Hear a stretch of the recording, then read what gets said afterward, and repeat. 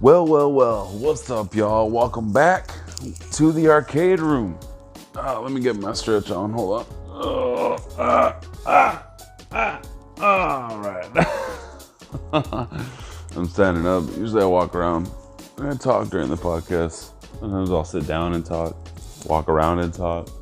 I just picked up a mic with a headphone set with a mic, so it should be pretty cool. Hopefully it helps out a little bit. Nothing expensive, so you know what I mean. But working with what I got, doing what I can. Oh man. Well, anyways, back to the arcade room. Welcome again to the arcade room. We're gonna be talking about King of Fighters. Now, this game is pretty good. I've enjoyed King of Fighters for a while. I'm not gonna lie though, first time I knew of Terry Bogard. You know, I saw him I think I tried King of Fighters 98, maybe 2000. I think I played it once on a cabinet, one time on a cabinet. But my first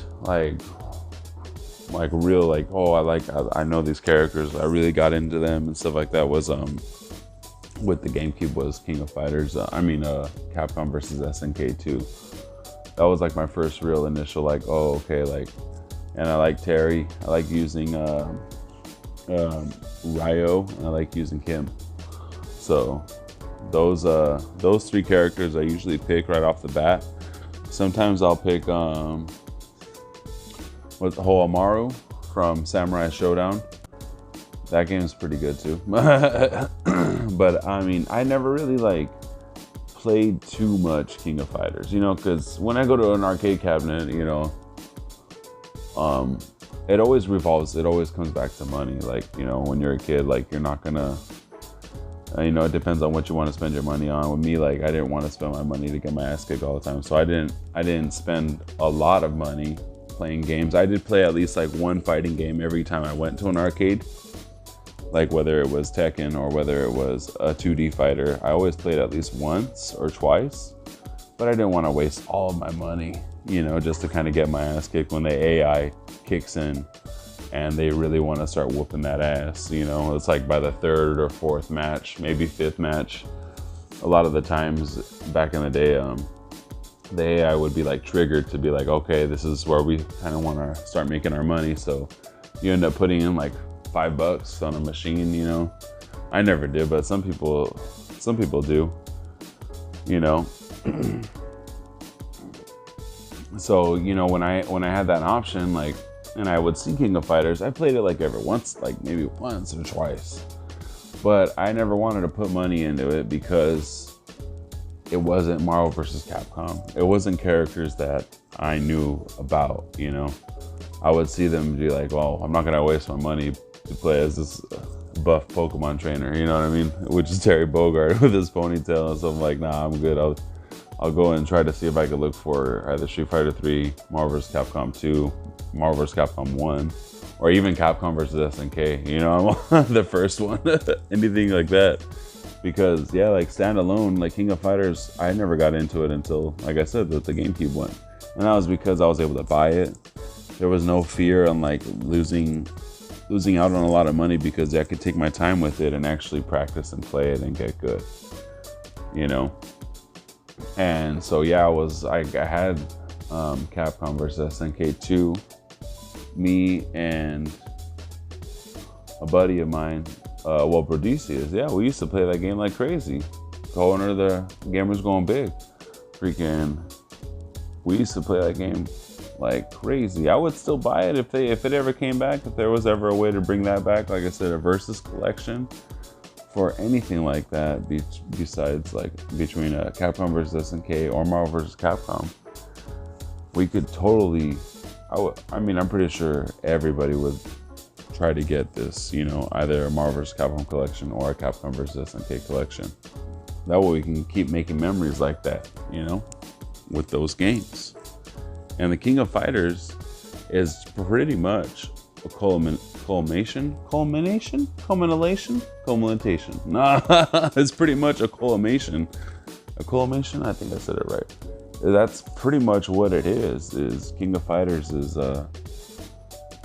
SNK Smash Brothers. That's what it is, like an all-star, their style of fighting with all SNK characters. They have it, you know, from Art of Fighting to what's it called, The Last Blade, and then, which is essentially pretty much like Samurai Showdown. I don't know.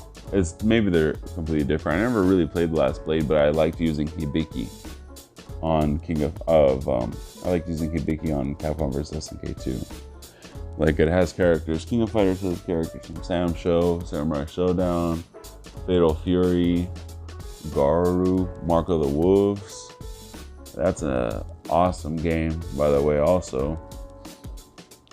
But yeah, I mean, it's a really, really good collection of all these fighters. You just gotta get to one place to like beat each other's ass, you know. It took me a while to kind of test out. I tested out a couple of people, but I really, really like Terry Bogard. You know, crack shoot, haze out. What was that? Do the Buster Wolf and stuff. That guy's cool, and he's in Smash Brothers too. And when they did that reveal for the SNK, that was really, really, really sweet. I was like, what the hell? Super, super cool. I enjoyed that trailer a lot. I'm sure a lot of people did. And then I just got 97 on the Switch and stuff like that. That's what I like about SNK. You know, they've been re-releasing all of their classics on the Switch. Hold on. In that whole arcade archives, they got Fatal Fury, they got KOF 95, all the way up to, I think they have 94 all the way up to like 2003. That's all the King of Fighters they have on the Switch. And then they have, what's it called? What else do they have? I don't know if they have Art of Fighting. I think they do. And they also have Last Blade. And they have Samurai Showdown 1 through 5. And they got the 5 special. And they got the Fatal Fury special one too. Like, it's pretty cool. And they got that new Samurai Showdown on the Switch too. So SNK has like an awesome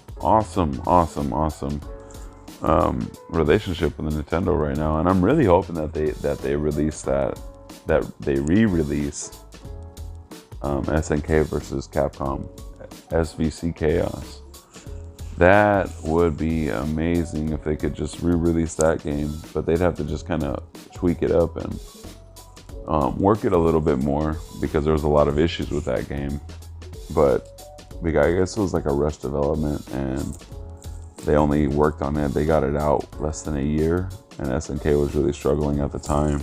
And they just kind of like, all right, let's do something with these characters, you know, that they had rights to for Capcom, because they weren't doing shit. So it's kind of like a rushed,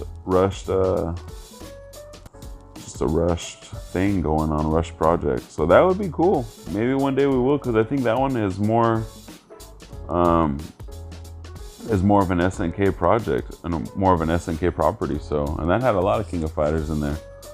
It had a lot of King of Fighters. It had a lot of good Capcom characters. Zero was in there too.